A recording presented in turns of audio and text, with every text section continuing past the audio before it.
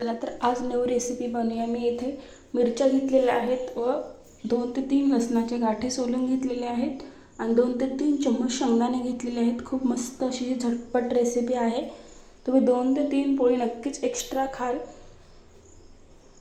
तुमच्या अकॉर्डिंग तुम्ही लसण व शेंगदाणे कमी जास्त करू शकता। तुम्हाला जेवढं बनवायचं तेवढं त्या पद्धतीने मी मिरच्यांचे इथे देठ काढून घेत आहे। मस्त असे फ्रेश मिरच्या घेतलेल्या आहे, स्वच्छ अशा पाण्याने धुवून मिरच्यांचे देठ काढून घेत आहे।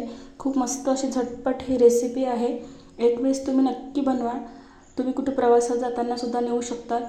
7 ते 8 दिवस तुम्ही फ्रीजमध्ये स्टोअर सुद्धा करून ठेवू शकता। 2 ते 3 पोळ्या नक्कीच तुम्ही एक्स्ट्राच्या खाल। चला तर रेसिपीला आपण सुरू करूया। थोडीशी कोथिंबीर घेतलेली आहे मी। कढईमध्ये तेल घालायचं आहे आपल्याला। तेल छान असं मस्त गरम झाले की त्यामध्ये आपल्याला शेंगदाणे घालायचे आहे। मीडियम गॅसवरती शेंगदाणे छान असे परतवून घ्यायचे आहेत। खरपूस असे लालसर होईपर्यंत आपल्याला शेंगदाणे भाजून घ्यायचे आहे। खूप झटपट अशी ही रेसिपी आहे। असे मीडियम गॅसवरती आपल्याला शेंगदाणे छान असे भाजून घ्यायचे आहे। शेंगदाण्यांचा कलर असा लालसर होईपर्यंत मस्त असे लालसर झालेले आहेत। आता हे शेंगदाणे आपण काढून घेऊया एका प्लेटमध्ये व आपल्याला मिरचीचे छोटे छोटे तुकडे करून आपल्याला मिरच्या पण आपल्याला तेलामध्ये फ्राय करून घ्यायच्या आहेत। तुम्ही अशा सुद्धा करू शकता, पण ते व्यवस्थित भाजल्या जात नाही, तर त्यामुळे मी छोटे छोटे तुकडे करून घेतलेले आहेत। सहज अशा भाजायला सोप्या जातील व लवकर भाजल्या जातील, त्यामुळे मी छोटे छोटे असे तुकडे करून घेतलेले आहेत। ते पण आपल्याला छान अशा फ्राय करून घ्यायचे आहेत। मस्त अशा चट्टे मिरच्यांना पडोपर्यंत छान अशा भाजून घ्यायच्या आहेत, एकदम अशा नरम होईपर्यंत। त्यामध्ये लसणाच्या कळ्या सुद्धा घातलेल्या आहेत, ते पण छान असं आपल्याला परतवून घ्यायचं आहे। लसण व मिरच्या आपल्याला छान भाजून घ्यायच्या आहे। आता यामध्ये मी जिरं घालणार आहे 1 चम्मच। जिरं पण छान असं भाजून घ्यायचं आहे आपल्याला। बिलकुल आपल्याला फुल गॅस करायचा नाही, कमी गॅसवरती छान असं परतून घ्यायचं। थोडंसं कोथिंबीर घातलेलं आहे मी, कोथिंबीर पण परतून घ्यायचं।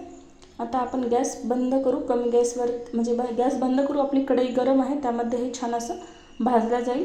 छान असं थंड झालं की आपल्याला हे सर्व मिक्सरमधून काढून घ्यायचं आहे। मस्त बघू शकता छान अशा मिरच्या व सर्व आपलं भाजून रेडी झालेले आहे। तर प्लेटमध्ये आपण हे काढून घेऊ, लवकर थंड होईल। बघू शकता मस्त असं मिरच्या पण आपल्या भाजल्या गेलेल्या आहेत। मी प्लेटमध्ये काढून घेते। खूप मस्त अशी ही रेसिपी आहे, एक वेळेस नक्की तुम्ही ट्राय करा। चला तर आता आपण यामध्ये मी शेंगदाणे टाकून देते, म्हणजे एकदाच थंड होईल छान असं। ते पण गॅस बंद केलेला आहे तेव्हाच, कढई गरम आहे त्यावरतीच मी असं परतून घेत आहे। चला तर प्लेटमध्ये काढू, छान असं थंड होऊ देऊ। थंड झाली की आपल्याला मिक्सरमधून काढून घ्यायचं आहे। बघू शकता किती मस्त असा कलर आलेला आहे आपल्या मिरच्यांना। भाजलं की शेंगदाणे व मिरच्यांना असं खरपूस आपल्याला छान भाजू द्यायचं आहे। आता मी मिक्सरमधून काढून घेत आहे। असं ओबडधोबड आपल्याला मिक्सरमधून काढून घ्यायचं आहे। 1 चम्मच मीठ घालणार आहे मी। मीठ घालायचं, पुन्हा मी थोडंसं फिरून घेणार आहे।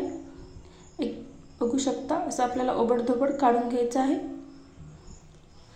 तुम्ही याला तडकासुद्धा देऊ शकता जिरे मोहरीचा, किंवा असं सुद्धा तुम्ही पोळीसोबत खाऊ शकता। हा ठेचा खूप मस्त असा लागतो। तुम्ही नक्की एक वेळेस ट्राय करा। आजची रेसिपी कशी वाटली कमेंटद्वारे नक्की कळवा। व्हिडिओ आवडला असेल तर एक लाईक करा, शेअर करा, चॅनलला सबस्क्राईब करा। अशा साध्या सोप्या रेसिपी तुम्हाला बघायला मिळतील। तुम्ही 4 ते 5 दिवस फ्रीजमध्ये हे ठेचा स्टोअर करून ठेवू शकता। खूप मस्त असा लागतो। चला तर पुन्हा भेटू पुढच्या व्हिडिओमध्ये अशा साध्या सोप्या रेसिपी सोबत। व्हिडिओ आवडला असेल तर एक लाईक करा। झटपट अशी ही रेसिपी आहे, कमी साहित्यात बनणारी। नक्की 1 ते 2 पोळ्या तुम्ही एक्स्ट्रा खाल।